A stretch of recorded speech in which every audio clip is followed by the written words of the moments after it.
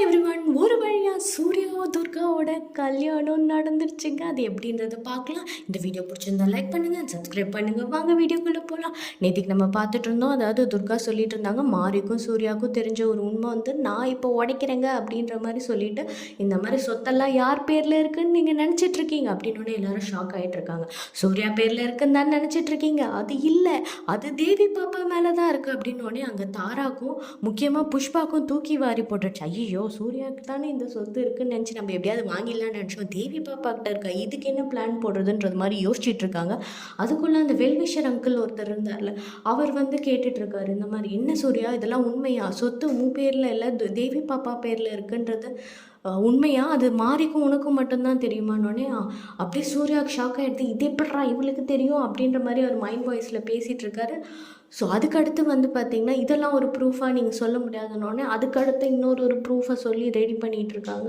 அதாவது வந்து பார்த்திங்கன்னா, இந்த பாருங்கள் என் ஃபோனில் எத்தனை தடவை ஹாய் அப்படின்ற மெசேஜ் வந்திருக்கு, கால் பண்ணியிருக்காரு அப்படின்ற மாதிரி சொல்கிறாங்க. உடனே வந்து அதுக்கும் சூர்யா சொல்கிறாரு, ஏங்க அது அந்த குழந்தை தேவி வந்து அம்மான்னு துர்கா மேலே சுற்றிட்டு இருக்கு, அது கால் பண்ணி அது மெசேஜ் பண்ணியிருக்குங்க அப்படின்ற மாதிரி இதையுமே வந்து இது பண்ணிட்டாங்க. அதுக்கடுத்து என்ன பண்ணலாம் அப்படின்னு யோசிச்சுட்டு இருக்கும்போது துர்கா வந்து சொல்கிறாங்க, இந்த மாதிரி பார்த்திங்கன்னா இவர் வந்து என்கிட்ட வந்து அப்படின்ற மாதிரி சொல்லிடுறாங்க. நான் வேணா உங்களுக்கு ஒரு ப்ரூஃப் சொல்கிறேன் அப்படின்ற மாதிரி சொல்லிவிட்டு அவரோட வந்து ஏதோ ஒரு லெக்லையோ தொடையிலையோ வந்து ஒரு மச்சம் இருக்குன்னொடனே அந்த வெல்விஷர் அங்கிள் வந்து சொல்லிட்டு, பையா அந்த பாப்பா அந்த பொண்ணு சொல்கிறது உண்மையான்னு சொல்லிட்டு நீங்கள் போய் சூர்யாவை செக் பண்ணிட்டு வானோடனே அவரும் வெளில வந்துட்டு தலையை தொங்க போட்டு ஆமாங்க அந்த மச்சம் இருக்குது அப்படின்னோடனே இன்னும் அதிர்ச்சி ஆகிடுது. அதுக்கப்புறமா வந்து பார்த்திங்கன்னா ஹாசினி வந்து பயங்கரமாக இவங்க சொல்கிறதெல்லாம் இல்லை, துர்காவை வந்து சூர்யாவுக்கு துர்காவை பிடிக்கவே பிடிக்காதோடனே சூர்யாவுக்கு அப்படியே வந்து பட்டாசுலாம் வெடித்த மாதிரி இருக்குது. அது அப்படியே புஷ்வானமாக புஷ்ஷன் ஆனதுக்கு என்ன காரணம்னா ஹாசினி உடனே அதெல்லாம் வெளி வேஷம், ஆனால் உண்மையிலே வந்து துர்காவை அவருக்கு ரொம்ப ரொம்ப பிடிக்கும், இது என் 2 கண்ணாலேயே பார்த்தேன் அப்படின்ற மாதிரி சொல்லி அவங்களும் ஒரு பெரிய ஒரு பிஜிலி வெடியை போட்டு வெடிச்சிடுறாங்க. அப்படியே சூர்யாவோட 10 ஆங்கிளாக வந்து அவரோட ஃபேஸ் வந்து மாறுது. ஹாசினி நீயுமாமா அப்படின்ற மாதிரி.